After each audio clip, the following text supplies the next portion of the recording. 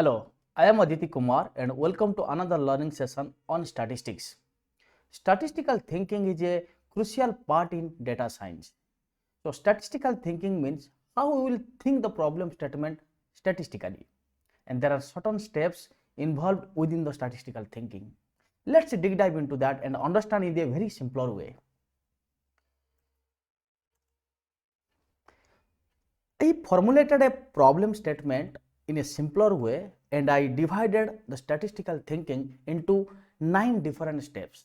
And I want to go through each step and we need to understand how statistical thinking basically involved within these particular 9 steps. My first point here is ask a question. Ask a question means in simple language create a problem statement for which we are going to solve or maybe we are expecting a efficient answer, I can say. So here start asking a question means let's think about a problem statement. I have given an example here. Does drinking coffee affect productivity? So this is a question, and again this is a problem statement. If you will think about a organizational perspective, then this is a problem statement. For example, some organization want to do some research, doing some research to I can say some produce some product or maybe some I can say some equipment for particularly for employee. Then they want to dive into that and they want a research that they want that particular answer key. Does the coffee affect the productivity? Then top of that they will put some enhancement or maybe some improvement into their product. So this is basically the question from a analytics or maybe I can say from a data scientist perspective. This is a question, but if you will think from organizational perspective, this is basically a problem statement, or maybe this is a question which is asked to data scientist, and a data scientist or data analyst is responsible to provide the answer with a proper justification, with the confidence from data. This is the beauty of this particular picture. This is the beauty of statistical thinking itself. Let's dive into that in the second step. Second step is we have a question and we have an idea about that particular question. What we need to do? Here we need to justify, does coffee affect the productivity? But here related to that problem statement, we need to extract or we need to collect the data so that we can do some experiment top of that. So for that I can give an example here. I surveyed from an organization, I can say from different organization or a particular single organization. I am taking an example of a different organization or maybe different sectors. We did some experiment or maybe I can say some survey of 100 people. 100 people means 100 employee,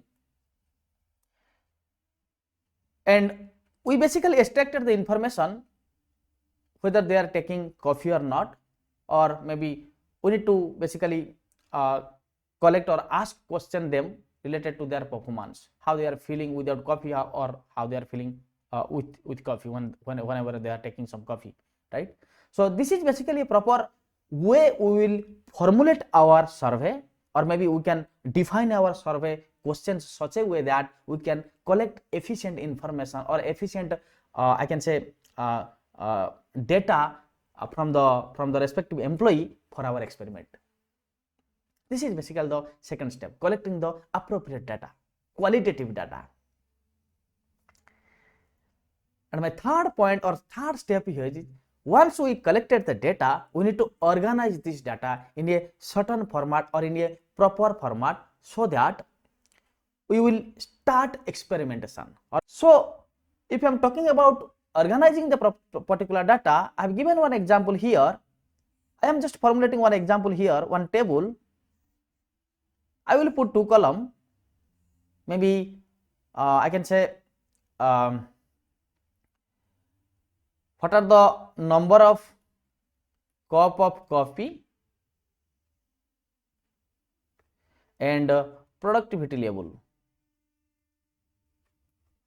because we collected the raw information from our survey. Then according to that data we will basically restructure that, which will be beneficial for our experiment further. Here, suppose I can say if I am taking one coffee, then this is my productivity level 0.5 like that. So maybe, or I can say starting from 1 to 10 I will take range, or maybe I can say here it is 5, or maybe if I am taking 3 then it is 7, if I am taking 0 it is something 3 like that. This is basically a proper tabular format, or maybe I can say proper structured format for our further experiment. Okay. Then the next step is the step number 4, explore the data.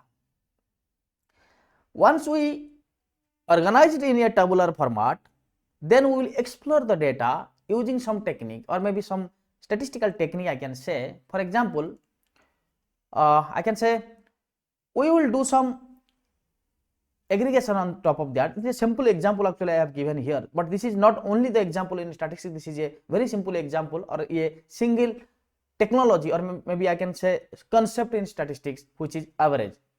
Average means it's basically I can say arithmetic mean, which is average. So if I am taking an average of a productivity level who takes the I can say, let me just restructure that into a tabular format. For example,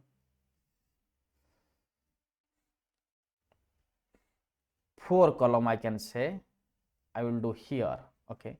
So for example, if I am taking 0 to 1 cup of coffee, then what is basically the average productivity?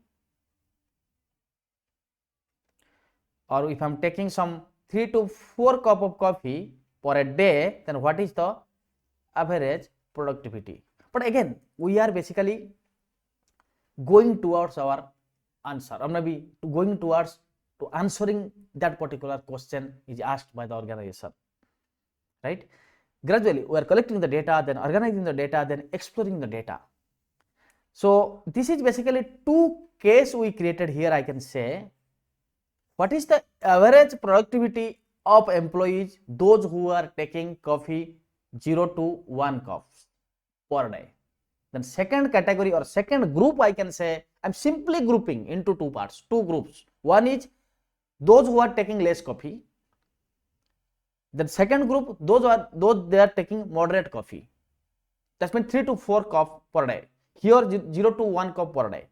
Then what is the average productivity of these employees? Then after doing this exploration into a I can say some insightful data, then the further step is formulate hypothesis. This is a very important concept in statistical language. What is hypothesis? Hypothesis is nothing but a educated guesses. Educated guesses means we have some idea about that problem statement, we are guessing, yes, this will happen. This is known as educated guess. The difference between guess means educated means here in case of guess, we don't have any prior knowledge about that environment or about that particular problem statement. But in the educated guess means we have some idea about that problem statement and we are thinking something and we are putting a heuristic approach for guessing. This is basically the educated guess. So we need to just explore here, we need to just I can say we need to guess here. Yes, people who drinks more coffee are more productive than those are taking less coffee, because in our last step we explored the data, but here we'll ask a question. Yes, as per our understanding, as per our maybe whatever the understanding we have or whatever the guess we have, we are thinking the people those are taking more coffee, they are having the more productivity, they are more productive. But that we are not sure. This might be wrong, but this is a guess again, right? This is known as formulating hypothesis. This is also a very important and a very crucial part in statistical learning, statistical technique. Whenever we are putting a hypothesis, we are basically formulating a hypothesis. Then my next step is step number 6. once we will formulating the hypothesis, we need to test that, we need to prove that our guess is correct or not, right? Here there are multiple techniques for testing the hypothesis. I am not digging dive into a particular testing technique in statistics, but I can say for comparing two groups, there are multiple techniques or tests. For example, T test, G test. These are the number of tests actually available in statistics. But we will again we will have different videos further. But we are having certain list of testing technique. We are basically implementing top of these two group we exported from our basically our exploration step to prove our guess, to prove our hypothesis. Then the seventh step here is we need to draw the conclusion from our hypothesis testing. From the hypothesis testing, for example, we found there is a example. I'm giving an example here. For example, from the data we have extracted from 0 to 1 crop. This is the average productivity 1, or maybe when it's 3 to 5 crop, it is some average productivity 2. So this is one value and this is one value. In the top of these two group, we are putting statistical test, and we found, for example, this is an example again, where we found the statistically significant difference in the productivity level between the people who drink more coffee and those drink less. There is a significant difference, I can say. For example, here what it says, for example, here the average is productivity is, I can say 3, your average productivity is 7. There is a significant difference between 2, 4. Difference is the 4, right? That's why this is a, if this is a, again this is the example. If you are getting some significant difference between two groups with respect to their average productivity, then we can say, I can say whatever the hypothesis we formulated, whatever the guess we defined earlier during our formulating hypothesis stage, it is correct. Then the next step is communicate findings. Communicate findings means whatever the information we derived from our experimentation, we need to communicate in a proper way to the business, to the person or representative who asked the question earlier. Might be organization, might be some individual, might be your senior. Right? We need to communicate in a I can say proper way about your whatever the study methodology you used, what are your findings, and what you are suggesting, what your implications. You need to summarize everything and put it in front of the this respective person or respective team. Okay, and my last step is reflect and iterate. This is a repetitive process, I can say. If the expected outcome is basically is not up to the mark, or you are getting a negative feedback from your I can say the team, those who were expecting earlier, those who asked the question earlier, then you need to iterate your process from beginning. You need to collect more information. This is a cycle, I can say, starting from step 1 to step 8.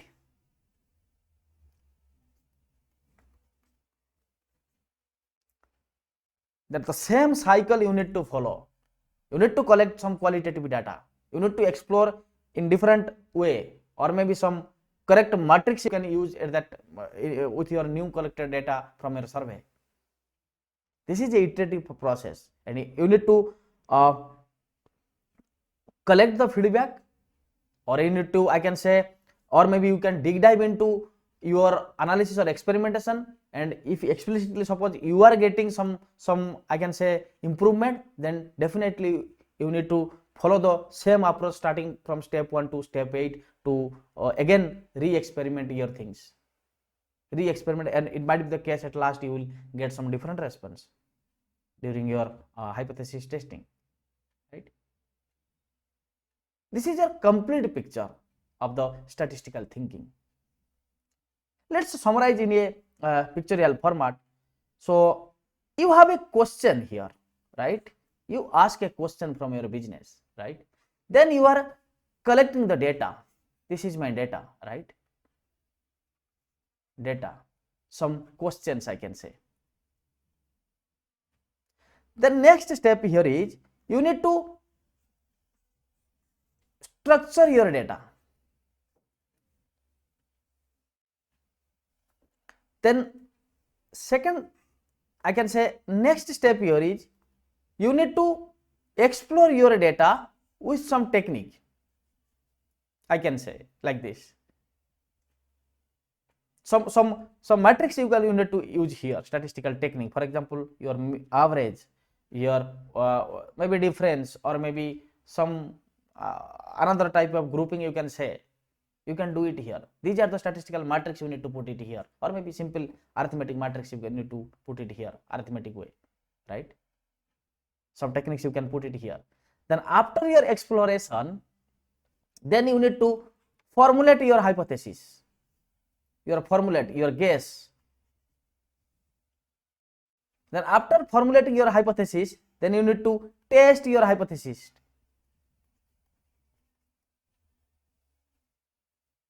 Then after testing your hypothesis, then you are deriving conclusion. Then here it's conclusion.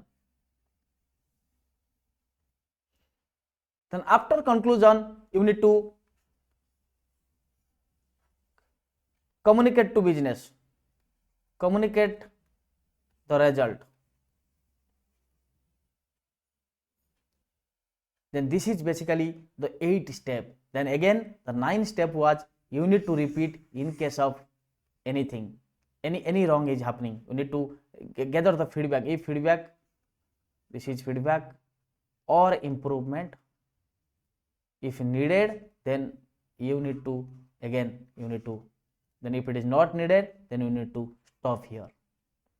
This is basically the complete life cycle I can say of statistical thinking. How you are thinking statistically. If a normal person will see the data or the problem statement, or maybe no, I don't know, maybe it might be the case, I don't know, maybe we can ask some question to different people, to a particular person, how you feel when you are taking some coffee in your work, right? But as a data scientist or maybe as a statistician, they will do like this, they will think like this, they will prove it with data using statistical technique. That's why I wanted to just share the complete picture of statistical thinking, and how it is basically related to maybe I can say some real world scenario, and I took some simple example and elaborated actually the statistical thinking will in simpler way. Thanks for watching this particular video, and please do subscribe my channel so that you will get notification whenever we are uploading any new content, and definitely I'm with new content further. Thank you once again for watching this video.